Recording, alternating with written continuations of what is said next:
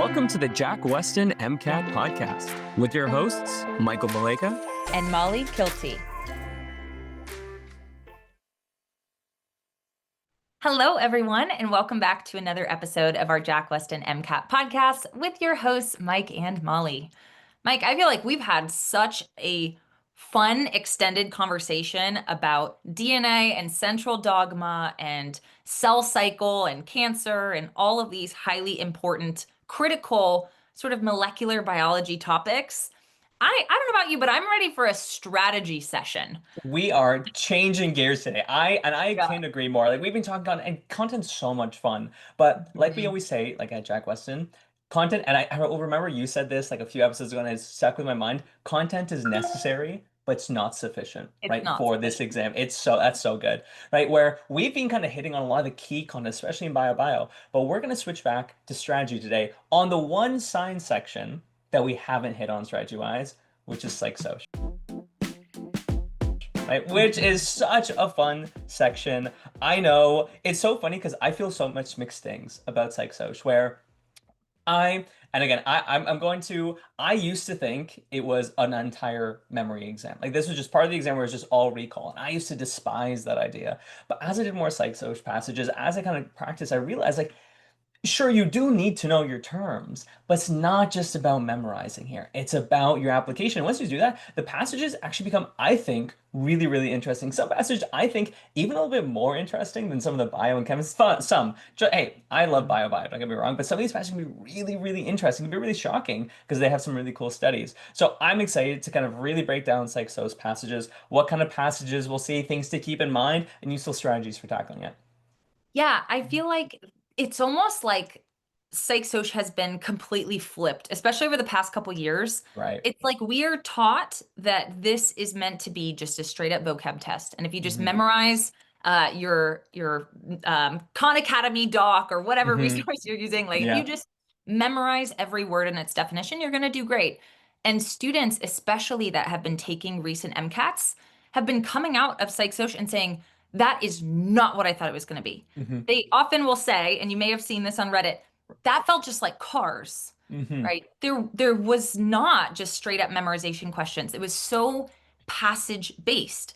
It was all critical thinking and reasoning based on what you read, which is exactly the opposite of how most people train for psych-soc, which is term, definition, term, definition, term, definition. That's not enough, right? And as someone who hates memorization, it's not even recommended.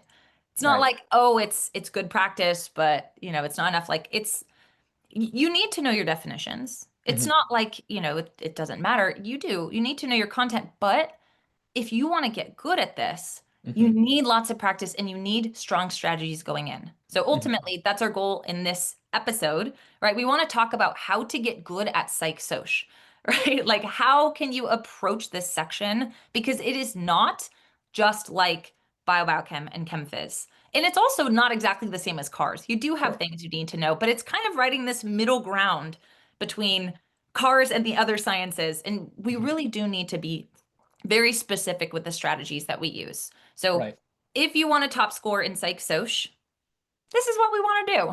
But we need a very solid strategy. And I kind of want to hit on that point about like the whole idea about like, oh, people on Reddit saying it's more like cars. I'm always super hesitant when like a lot of people are like, oh, it's like this, it's like this. Because sometimes people have like odd memories or maybe was scarred from exams. I hear all the time from exams, oh, it's all low yield content. Oh, wow, there's so much low yield content. But that's usually just because that's the stuff they remembered from their exam, where most of the exam was just mostly their high yield stuff. That's usually the thing. But it's super interesting because we actually have a new exam that came out. And I've had a chance to actually do some of these psych-soc science passages, and it is different than what it used to be. It is not just content. I did I won't have any spoilers today. But I remember the first few passages, I don't think I used any content for the first passage, like zero whatsoever. It was all cars. I used my car strategy when going through it, and I got 100% on the first few without like barely any content, which was so interesting because when I was going through it, I was like, oh wait, it is getting a lot more like cars. And students that we go work with, right, are kind of noting that as well. And we're like, and that's how we're kind of adjusting. But this is where a lot of the advice that we're like, that's kind of survived on Reddit for the last years is not doing people good. That's why we really want to get on, because trust me, oh yeah, Well, yeah, we've heard this so much. Like, oh, just do X, Y, Z. Just do your Anki. Just do this deck, and you'll be good for Psych Soc. Absolutely not. At least maybe that was the case before, but not anymore. We have got to learn the strategies on how to tackle Psych Soc, which again, I'm sure everyone's waiting to get started, and we will. But I just thought, and this isn't just hearsay. This isn't just a rumor. Like, this is based on the most recent exam, what I'm seeing as to be accurate. Yeah, and we also saw that with the free practice exam as well, which is now exam 5, if you're listening. They just changed up the naming for all Yeah. the AAMC products, but what is now exam 5, previously free practice, we also kind of see that there too. So Mhm. definitely changing. The other thing that I want to mention before we dive into specific strategies is if you have never taken a full length, this might be new. If you've taken it, you've experienced this yourself. The challenge in psych is very different from the challenge posed in the other sections. I Mhm. think it is in a very unique place in the 7.5 hour experience of the MCAT because it is the very last section. Okay, so most of the time when we're studying for biochem or chem phys or cars, we are ready and expecting to feel really crunched for time, right? And like we have maybe some excess brain power, but our limiting reagent, so to speak, is time. That's what we're expecting to cause us the most stress. With psych, I'm not saying you can't struggle with time, but the vast majority of students are okay with time. They struggle with it less than the other sections. What your main struggle is going to be in Psych Soc is a lack of mental energy. It's going to be exhaustion because you just went through 3 full hour-and-a-half or hour and 35-minute sections. You're tired, right? So ultimately, when we think of Psych Soc, a lot of students are like, oh, I'll just memorize.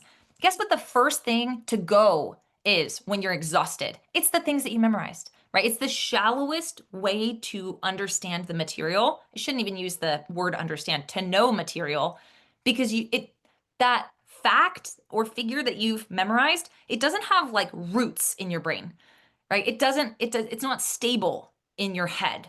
So if you're exhausted, you might be doing great in practice questions when you're not exhausted, but when you are exhausted, a lot of that just pure memorization that you've built, if that's how we're studying, that's all going to wash away.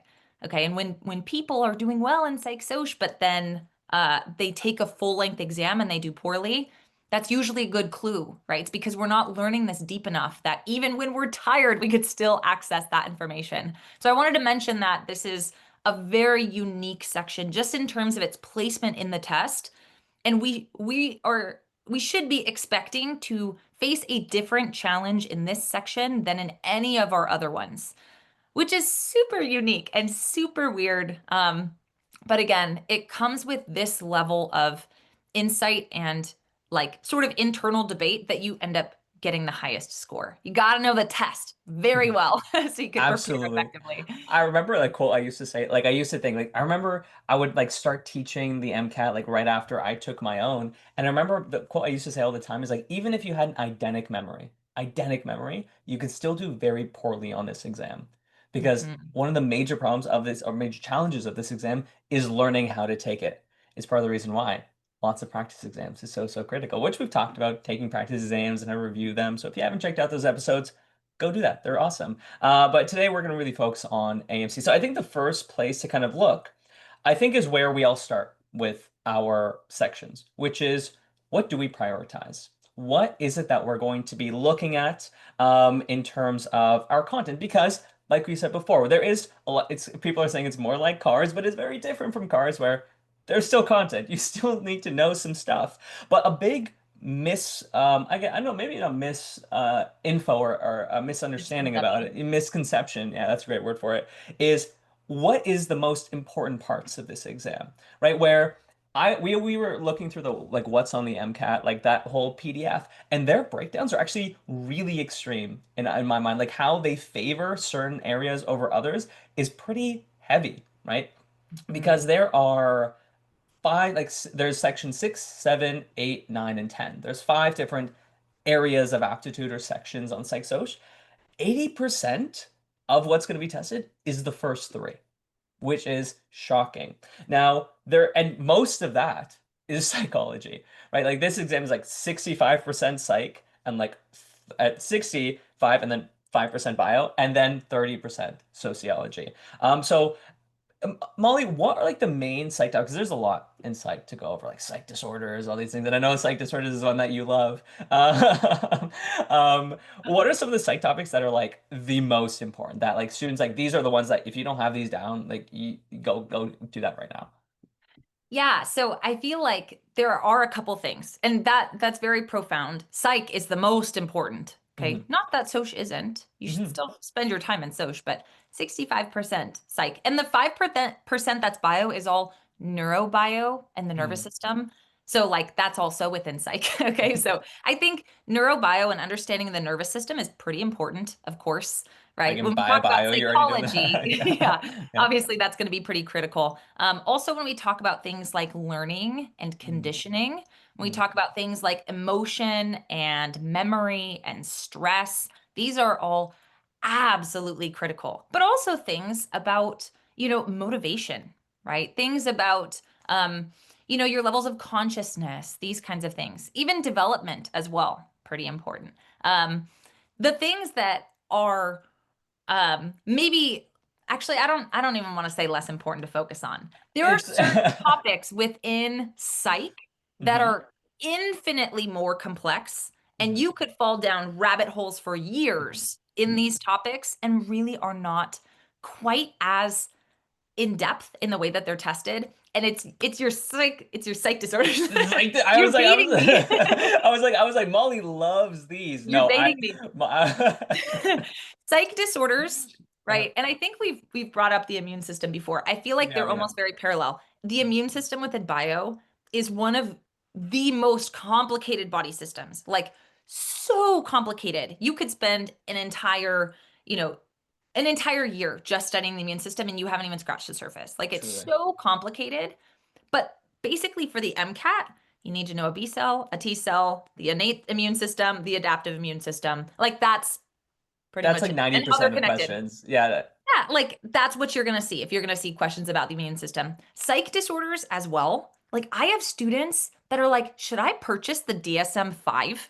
I Which like is the like the initiative. I diagnostic like manual for right. psych disorders, by the way, in case you're curious. Like, Mm. please don't. So much complexity, right?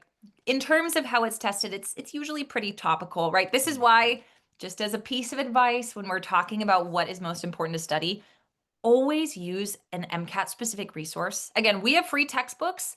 Mm. Any resource that is MCAT specific, use that because you want it to have the MCAT scope sort of built into it. If you use a psych textbook or the DSM-5, you might end up spending a lot of time on things that are really tested pretty topically, actually, for the exam. So, word to the wise, MCAT specific resources, We love those. we love those. DSM-5, we also love, but not for the MCAT. We love, yes, I love that phrasing. Yes, yes, yes. But yeah, so Yeah. that's on like yeah, like on psych stuff. So psych disorders, again, the surface. The surface is good. Mhm. Don't get lost in them. But like you were saying before, learning is huge, and keep that in mind. We'll maybe talk about that later. Yeah. Memory and cognition, motivation, like those things, like how we interact with the environment. Those sorts of things Mhm. are very, very testable. You'll see a lot of questions like that. But also sociology. Like we said, while it's mostly psychology, I mean, if you take bio and add it to psych, it's really 70% of psych soc is psychology. The other 30% is sociology.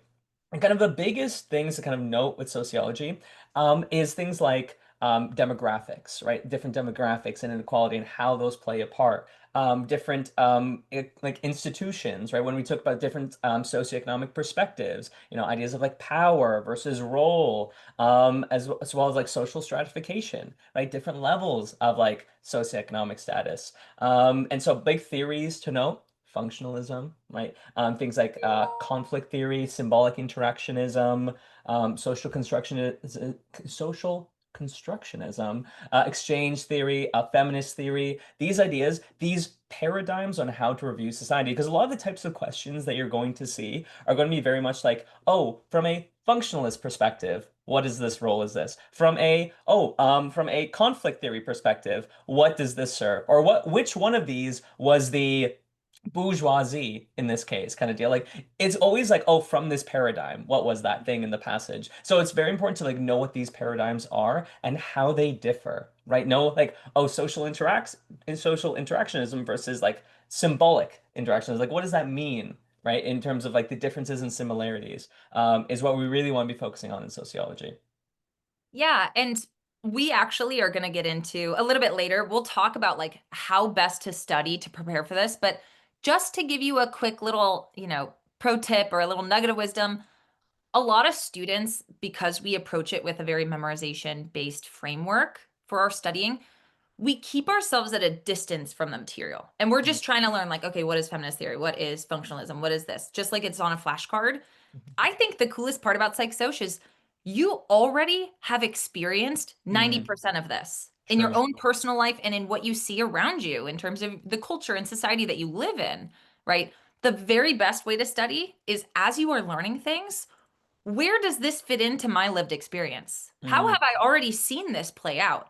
Right? The beautiful thing is, none of this, for the most part, is brand new. We just didn't know the words for it, right? I think as human beings navigating life within today's society, we pick up on a lot of this. Okay, so instead of just treating it like, let me just review some flashcards and try and memorize it, like, put it into context in your life. You are mhm. surrounded by all of these things. And it's almost giving you the language to describe what you experience day to day, both within yourself. Again, psychology is mostly about your internal dialogue and how you navigate the world, right? Your experience, but then also sociology. If you zoom out more, how do groups of people within society interact? What different layers do we have, right? I think it's an incredibly interesting section. But Mhm. if you're feeling like Psych Soc is boring, it's probably because we're holding it too far at a distance, right? I think it's when you think of like chemistry or physics, it feels more abstract, even though that is also around you all the time. You're not always conscious of it, right? You may not have consciously or implicitly been gathering data about that throughout your life. You are. It's like in Soc.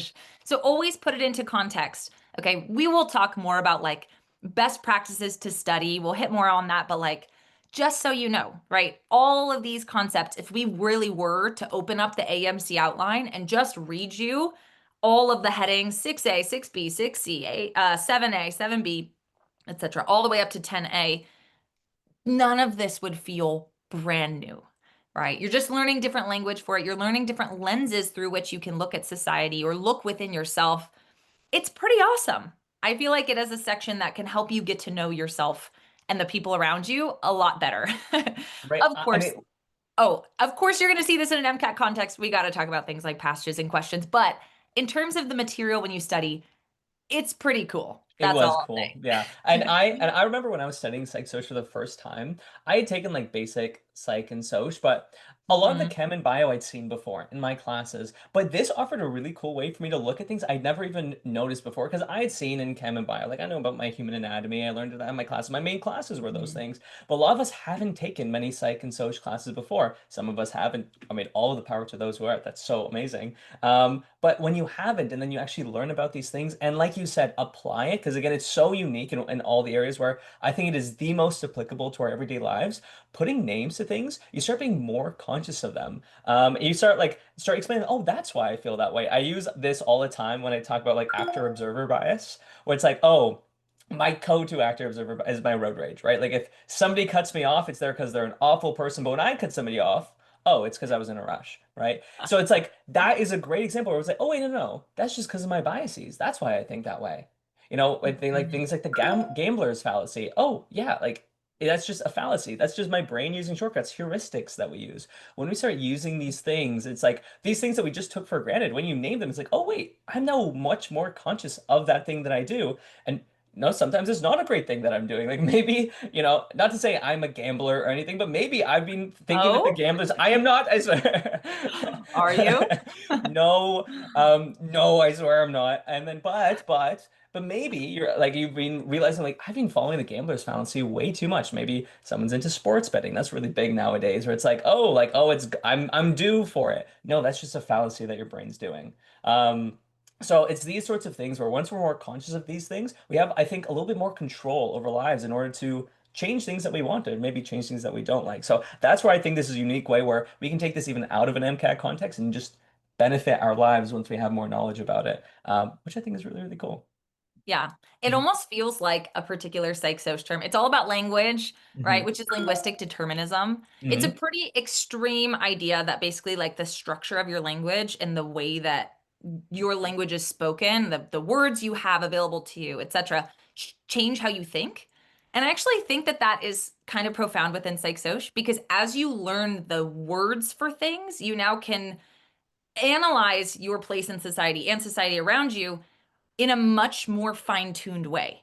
Like once you realize the finer differences between different things, you start to see it around you, right? There's a lot that we could talk about within language. Language is another really fun topic to look at in the MCAT testable psych-soc sphere. But I feel like it kind of applies here. Like when we expand our ability to describe these things in terms of learning new terms and expanding our ability to communicate about it, we become more in tune with Mhm. ourselves, with psych, and also with each other, which is so it's pretty awesome. Hopefully, you guys are a little more excited to study this stuff.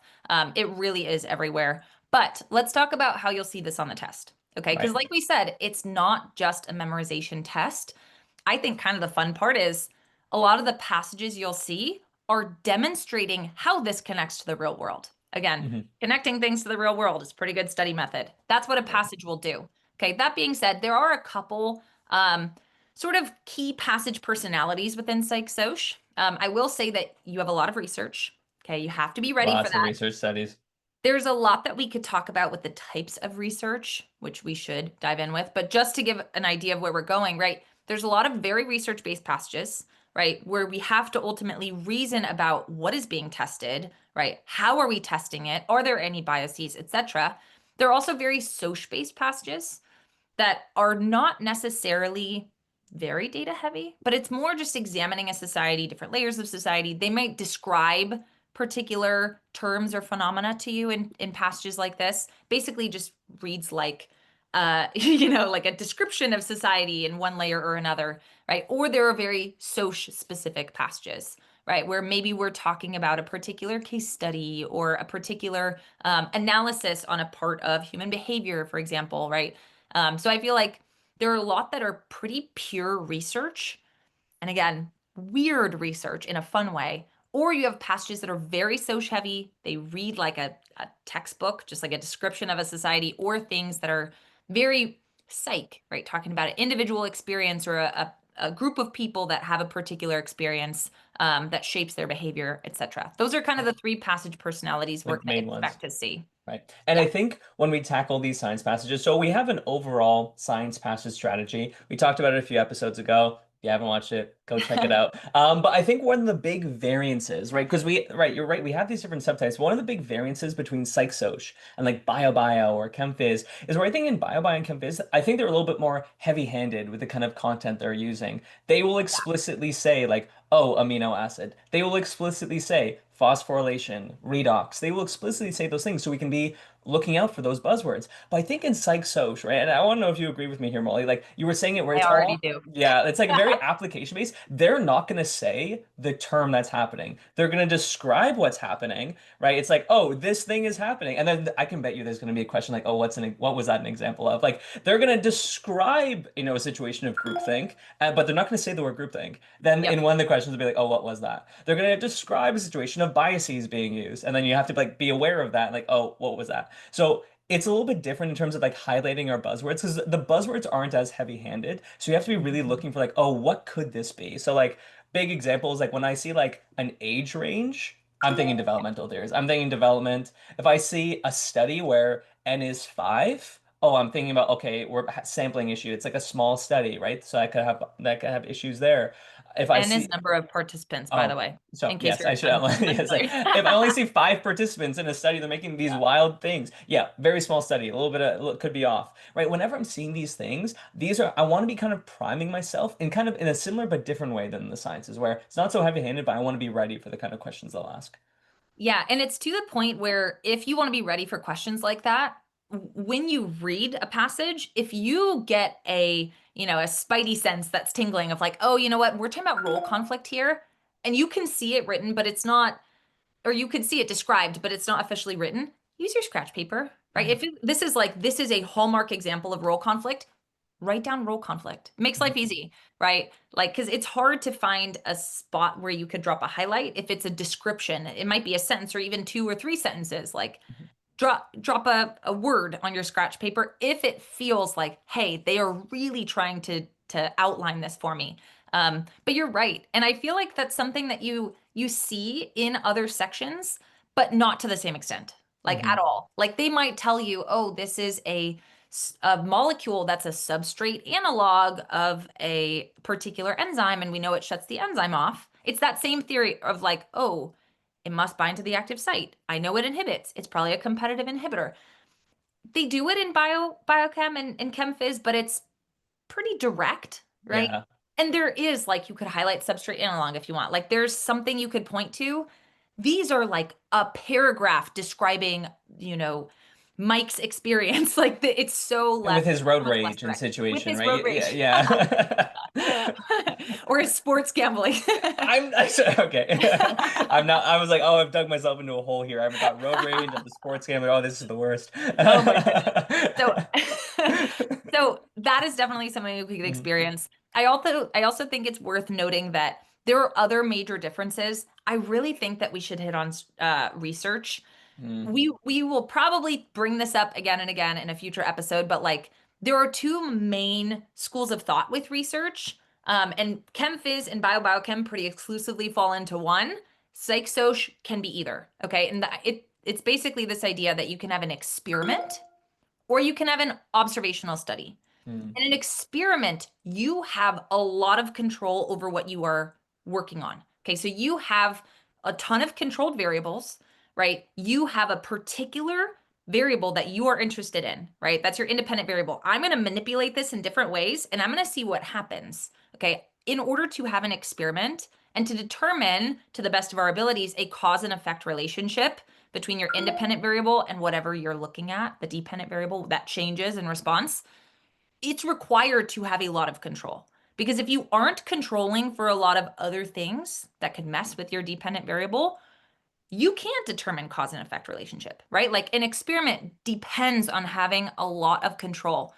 When we think about human subjects research, everything goes out the window, right? There Right. are certain things that we can do that are experimental, right? But for the most part, it's very difficult to do this because if you're researching human subjects, in order to purely do an experiment, you'd have to have all these people living in like a compound, like a laboratory compound where they all had the same food intake, the same amount of exercise and sunlight, and same temperature of all the rooms, and same amount of intellectual stimulation, and this and that, same upbringing since childhood. Like, there's no way, right? It doesn't work like that. And oftentimes, like, there's a passage that comes up a couple times of like, we want to study how, let's say, drug use impacts the human brain. You can't randomize people into you're going to take cocaine or you're not. Like, you're going to take heroin or morphine. Like, there's no way that you could do that. You can't assign people to take a consciousness altering drug, but what you can do is you could recruit people that already use these things and you can simply observe. Is there anything that I can learn from just looking at these groups of people that are already doing these things? Right? There's actually a passage that I'm thinking about. It's all about drug use during pregnancy.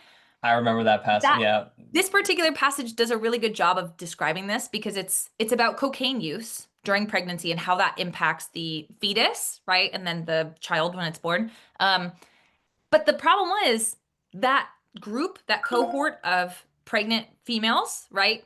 Also, for the most part, smoked cigarettes. They used Hmm. cocaine, but cigarettes, marijuana, alcohol, all these other things while they were pregnant as well. So it's like, how much can we really learn about specifically cocaine use during pregnancy if they're also smoking cigarettes and marijuana and this and that? Like, you can't really, right? In an observational study, you do the best you can, but you cannot determine cause and effect relationships because by definition, you don't have as much control over it. Okay, so Right. we can look at a particular exposure that we're interested in, like cocaine, right? And you can look at how that tracks to an outcome that we're interested in, right? Like, birth defects or attentional disabilities later in life for those kids. But like, you can't say this causes this because Right. there's so many factors that we cannot control for. We just do our best. And that is something you see a lot in In psych. psych, especially in psych, just because those ethical implications, 100%. And Yeah. the reason it's so important, right? Like, because in chem, phys, and bio, a lot more experimental studies here, a lot of observational, is because a common trap, especially in the questions, is a kind of question. It's like, what can you conclude from the study? And one of the answer options is always, Cause. cocaine causes this, or this causes this. And then there's one answer option that's like, oh, they could have a relationship, right? And everyone's like, oh, look, it went up, so therefore it causes, right? We cannot conclude causation. So, because a lot of the times we've heard that saying, correlation doesn't equal causation, but we make that mistake all the time in MCAT questions. So it's so important that when you see a study, even using a little scratch paper, you see the studies like observational experimental, just OBS, right? Is this observational experimental to keep it in your mind so that when they inevitably, because they will ask a research question, okay, this was an observational study. I need to be aware of anything that's definitive, that's causation, like a causation situation. Yeah. And I feel like it brings in also a different like style of question because Mhm. for chem phys and biochem, because we're mostly dealing with experiments, every once in a while you'll get like a skill 3 question as labeled by the AAMC of like how was the experiment conducted? Like what was the reasoning behind the research basically? But those questions look very different in psych soc because rather than like, hey, what were our variables? Or like why were we looking at this particular aspect of this experiment, right? That's reasoning of the experiment. In psych soc, it's all what were some faults of the experiment? What Yeah. potential biases influence this experiment, right? Like how does this particular thing that we noticed, how does that influence the experiment? It's all questions about like, were we really studying what we thought we studied, Hmm. right? Or like if I repeated this test again, do you think I would get the same results, right? There are so many different layers. Are there any biases that were swaying this particular study, right? It's not in chemistry and physics and biochem, we pretty much just take the experiments as like for the most part, you can assume that they were designed well, right? Because again, to have an experiment, you should be controlling for all of your possible variables that could influence your dependent variable, right? You should. They're called confounding variables, right? Something that, if uncontrolled, could really potentially screw up your experiment.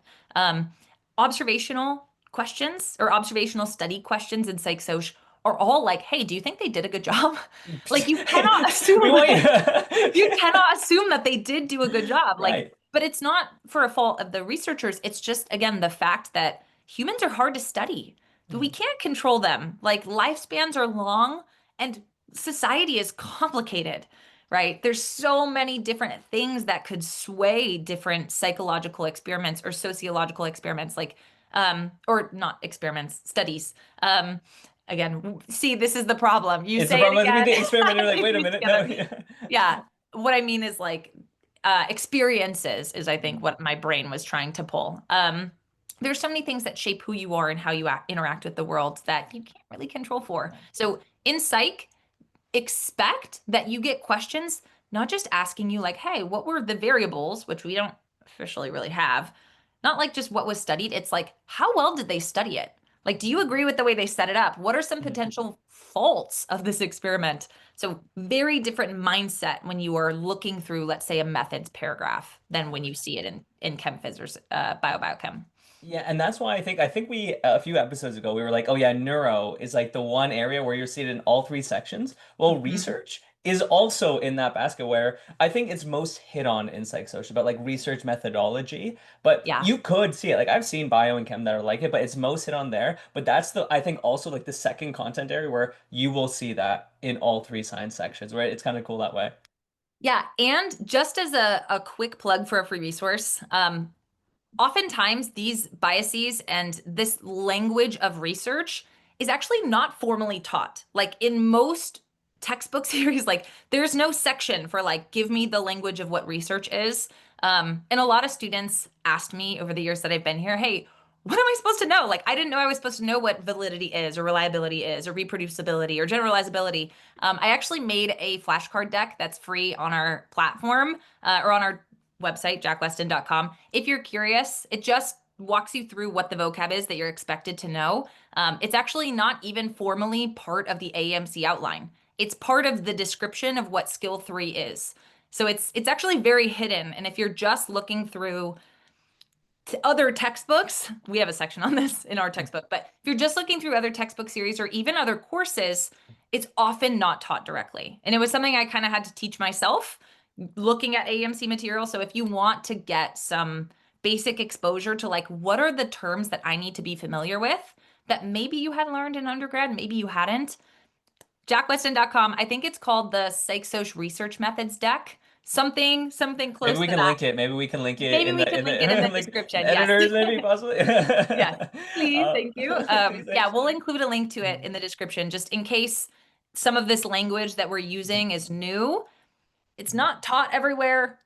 I did want to make a resource for you guys. So you could use that if you want, just to make sure you're ready for that more observational type research question. Truly, truly. And so I think we've really, really hit on like the research study. So like to kind of like when you're reading these research studies, notice our big focus on analyzing that research, analyze their methodology. A lot of the times in studies, and I was guilty of this before, and I've seen a lot of students, our eyes just kind of glaze over when we see the Yep. methodology. It's like we see the background, it's like, okay, I get background. Okay, this is cool. I see some content there. And then we see the methodology, and then we just glaze. It's like, oh, Yeah. eyes glaze over, and then I see the data. Where Yeah. like I'm not saying that this is okay to do in any section, but this is like most punished in the psych-soc section because this is the one place where they are going to ask you very directly about the methodology. So this is the one place where you want to be paying attention. You want to be paying attention. What was their independent variable? What was their dependent variable? You want to be paying attention to what were their controls, right? Were there any limitations? Were there any exclusions to the study? Were there any things that make you think that there was a bias in the study, right? These are all things that are going to be in the methodology that they're going to ask you about. But a lot of times students, like when they skim it over and then they get a question, they're like, oh my goodness, I don't know. So this is one when you see a research-based passage, one of the big things to focus on is how did they carry out the research is a huge, like, of course we do that, but this is so, so important for those kinds of studies. Yeah, and most of methodology in chem phys and biobiochem, if you are just looking for particular buzzwords, like, when you're reading a research-based passage in those sections, the methodology, you know exactly where it is. And for the most part, if you get a question about how the research was conducted, you could go back, right? And you've got your buzzwords right there of like, oh, I used this type of chromatography, or I had this many, or the protein that I used was this kilodalton value, or like, Something it's like all that, pretty yeah. cherry pickable. You've got buzzwords or values with units in that methodology that you might need. Not that you should skip it. You never should skip part of the passage. But like, again, like you said, it's a little more forgiving. If you need to go back and refresh yourself, you can.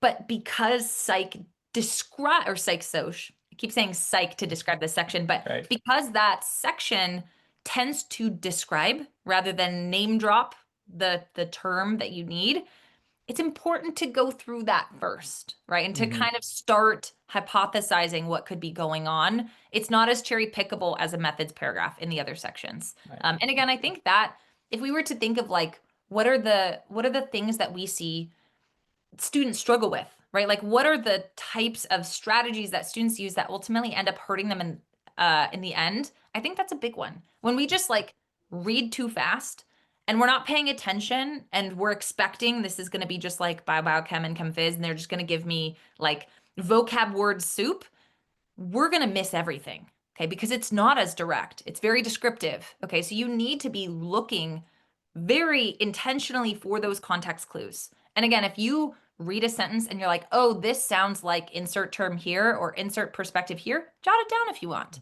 right? Or at least in your mind, remember and anchor to that part of the passage. There was a clue here, okay? Because it's not as direct and it's not as easy to reread. I also think for that same reason, because they give you essentially applications embedded in the text, memorizing is not helpful. Because if it doesn't have the same words as what you memorized, or if they're showing you how this could be illustrated in society, you're not going to pick up on it. Okay, so we need to focus on building understanding. We need to focus on putting this in context of our own lived experience or the lived experience of people that we know or have seen in society.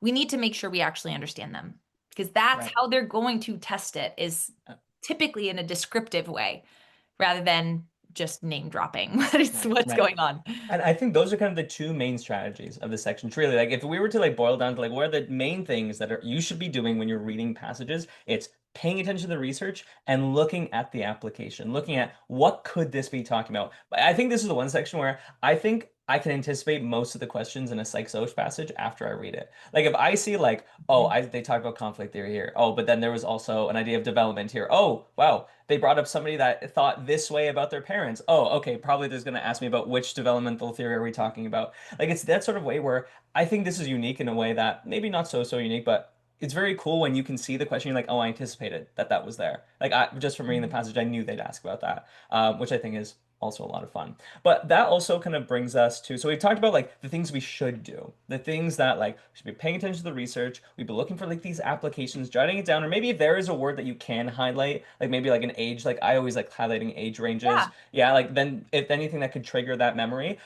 Let's talk about mistakes that we see, or big kind of pitfalls we see students make in the psych soc section. The first one is one that we've like really hammered on, like really hammered on.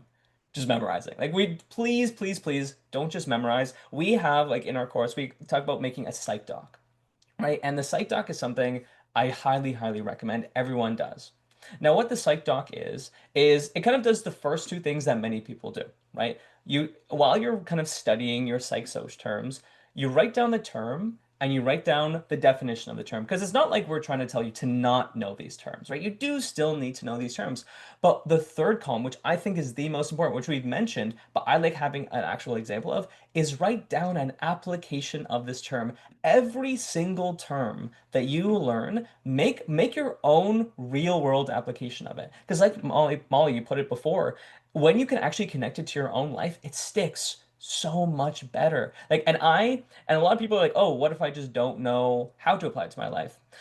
What I never recommend is just copying something from online. But if maybe you just don't understand the term, look up an application. Like all the time, if I like forget how a term is used, I'm like, what is an example of X term? And he's like, oh, that's an example. But then I bring my own example. It's like, okay, how can I apply that to my own life? Never just copy down some other example. So that's a really great way, even with studying, because a lot of the times we have misunderstandings of certain terms. Like there's certain terms that like can be kind of misleading based on the names. I always recommend if you're uncertain, instead of just look up definition of term, I was like, look up example of term for MCAT, right? What is an example of this for the MCAT? So I can see, oh, that's what that's saying. And then now that definition actually makes sense. You're not just memorizing it anymore. And then you can come up with your own example. So I recommend that for every single term that you study. Yes. And a couple things about this psych doc, right? So you want to put together essentially for yourself your own glossary of psych soc, and you want it to be applicable.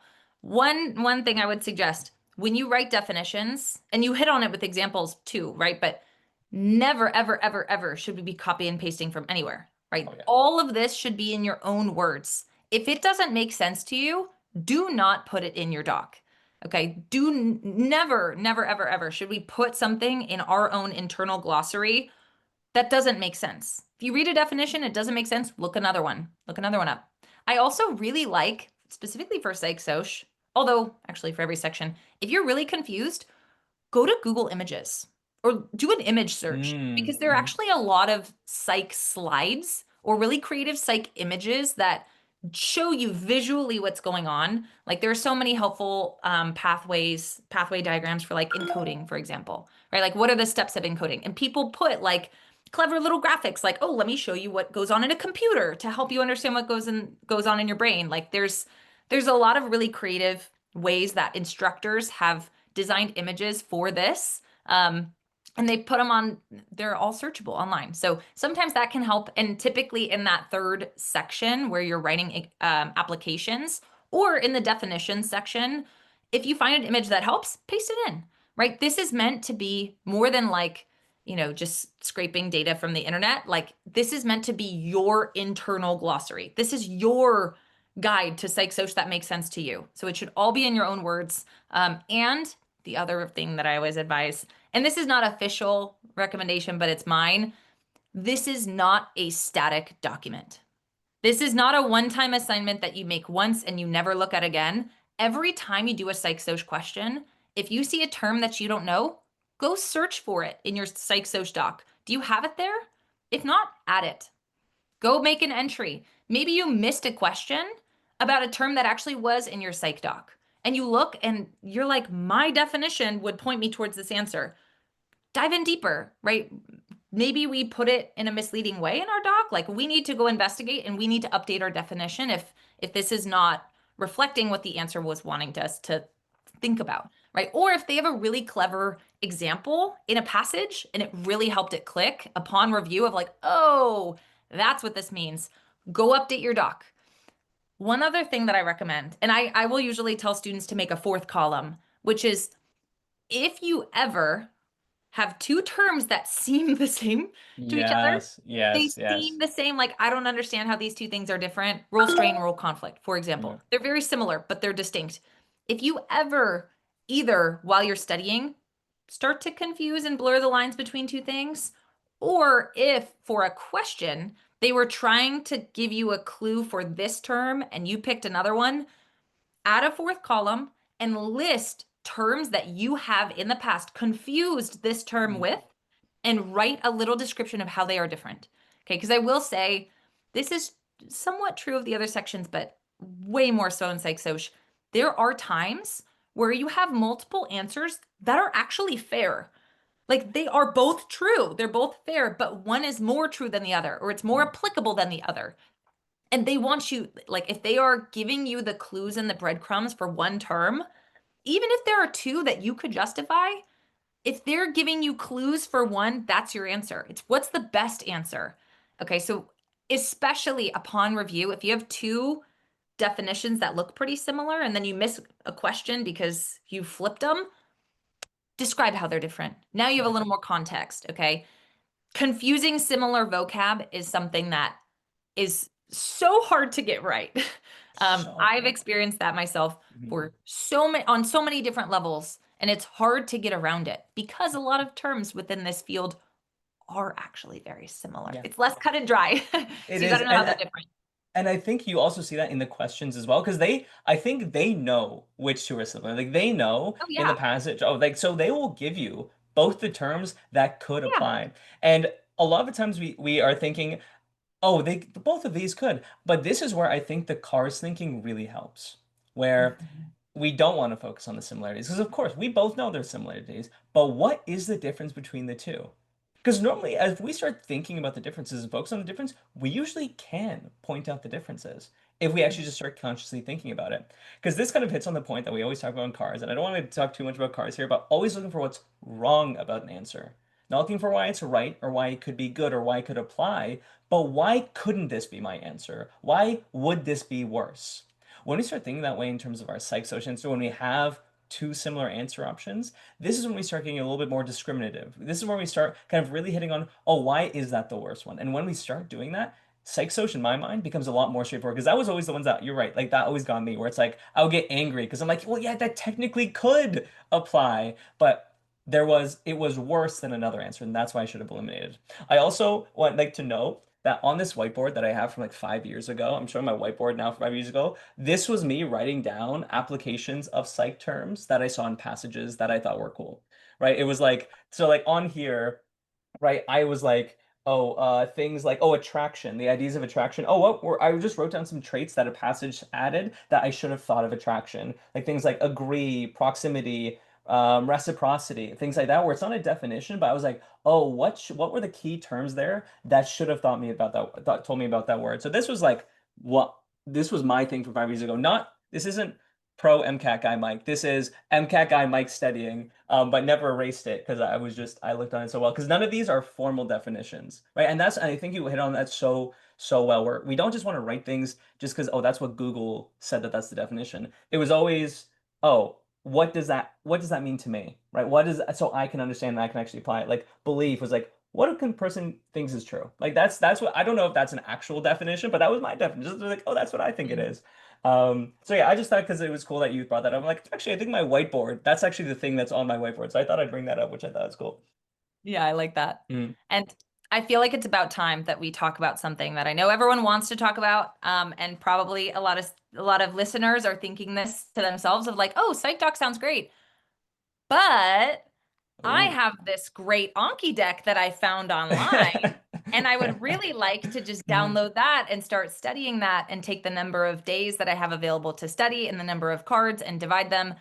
A lot of people study from Anki and it works really well for them, so I'm just going to do that. One of our first episodes that we ever did Oh together, yeah. Mike, was about Anki, and you know I have very, very, very Strong strong feelings feelings. about it. Yes, yes. Um, because it is a phenomenal resource. It truly is. I love Anki. I have so much respect for it. I use it myself. It's beneficial for a reason. It's actually psychologically supported, right? It hits on things like the forgetting curve and all that good stuff, spaced repetition. It has value, but it is not a tool for learning first. Think about if you read a textbook, you move from one topic to the next, to the next, to the next, and you build an understanding and you figure out how these things are connected.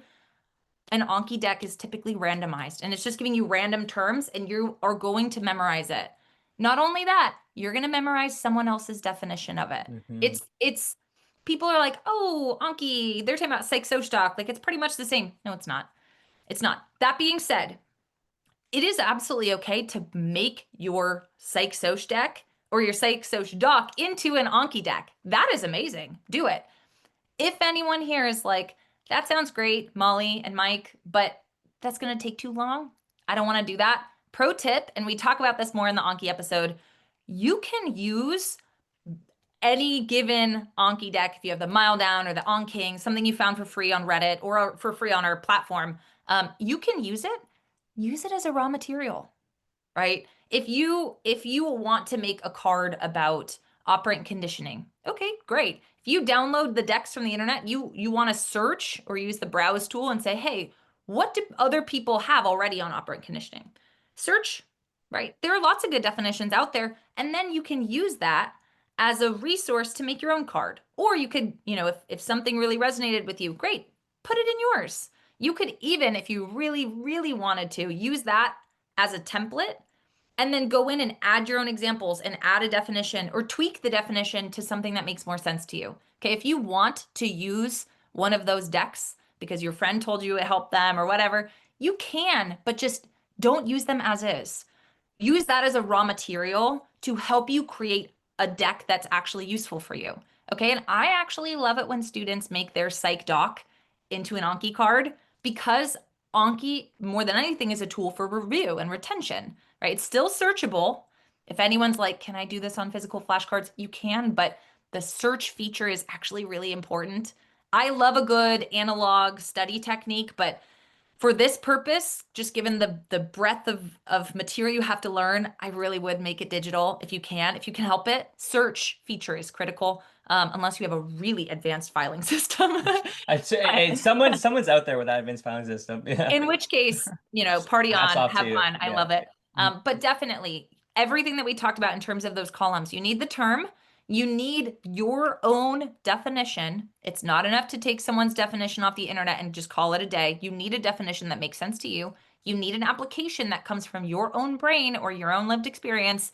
I would add some images if they make sense and keep that as a running log of things that you get it confused with. Okay, Mhm. always, if you want this on Anki, if you want it in a Google Doc or a Microsoft Word document, I don't care. All of those things should be included. And again, if you really want to use Anki, you can. Okay, you totally can. Yeah. And go, if you like Anki or if you're very interested in using it, go listen to that episode as well, because we talk a Great lot about the episode. do's and don'ts. It was You fun. guys, you could probably tell I get very excited It about was Anki. I was like, oh my goodness, Wally on Anki, she's like, it's like, I feel so strongly about this. I And do, I do. and it's so great because I am actually on the complete opposite spectrum. I am not an Anki person. So that's why I love doing this because I'm like, Molly, you feel so strongly about it. And I'm not saying Anki's a bad tool. It's a fantastic tool. If you're an Anki person, like Molly over here, go off, do your thing, have fun. But if you are not an Anki person, like me, we still need to do the spaced repetition, but now we have to get a little bit more creative. And so everyone has their own methods. My method, and this was specific for Psych Soc, was I had my Psych Doc. I had my term, my definition in my words, and my application. And so what I would do, my poor mother, She would come home after a long day, and I would sit her down, and like from work, and I'd give her my psych doc, and I said, "Ask me anything. Either ask me a term, and I have to teach you what that term is, or give me an application, and I'll have to tell you what that application is describing." And so I in like that that. way, she would like flip through it, choose something random, and say, "Okay, what's that term?" And so I would have to explain it to her because again, she doesn't have a psych social Oh, background. And oh, my poor mother. how But cute. that was like that was my way because I'm not an Anki person. It like Anki like makes I just don't like I again, it's not me, not to say it's bad, and a lot of my students use it and I'm all for it, but that's one way where it's like for me, I had to choose something different, and I was lucky enough where it's something after a 12-hour shift, she would come back. Oh, she was amazing. And she would like, yeah, teach me, like talk to me about, and like talking about it is also really, really good. And so if there's a way, if you're not using Anki, you do have to get creative. Do not allow yourself to allow that forgetting curve to just go and rapidly or not reviewing those things regularly.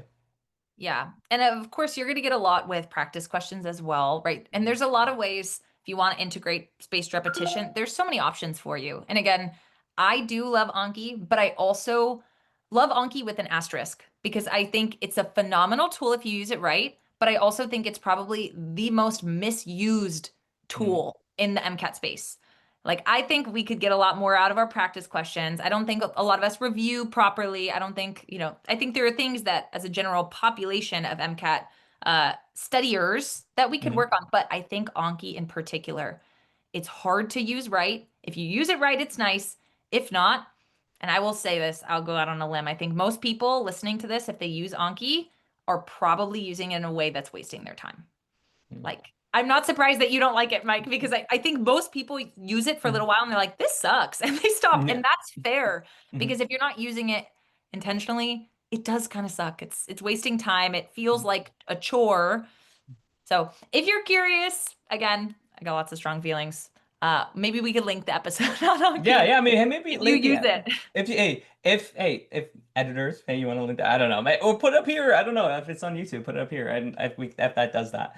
But yeah. So I think, but either way, still, while the terms doing your psych doc is so important, we don't want to neglect the application process. Yeah. Like this is something that. Again, we've really focused on you need to know your terms, how to study your terms, how to practice the passages, but it's not enough to just know your terms. You have to know how to use them. And the best way to do it, it's like you might be thinking, oh, I'm just going to do what Mike and Molly say on test day, right? No, no. Practice these things in your passages. Do passage practice, training yourself on how to recognize these terms when they come up in a passage format. How do you deal with these questions when they're giving you similar things?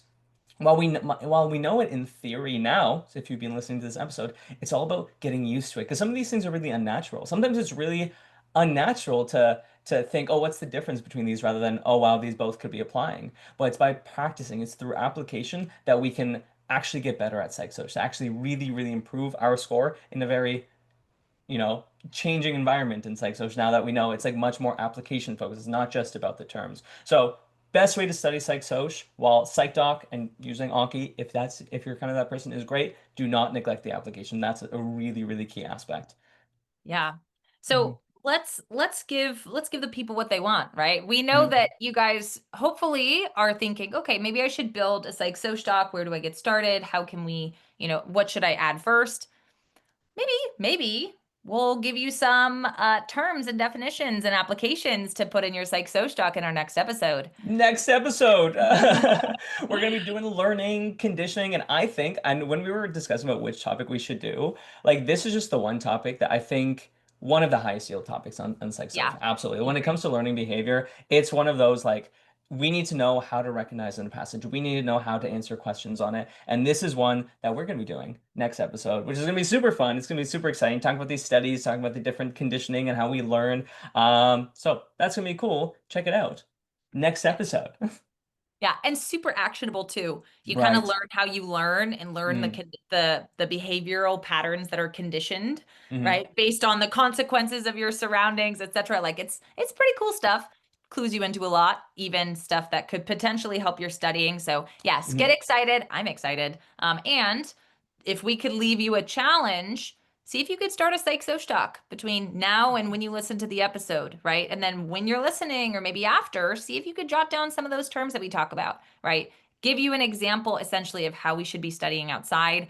Lots of fun. Can't wait to see you in the next one. Until then, have a wonderful rest of your day or morning or Night, evening. evening, middle drive, and happy Yeah. studying, everybody.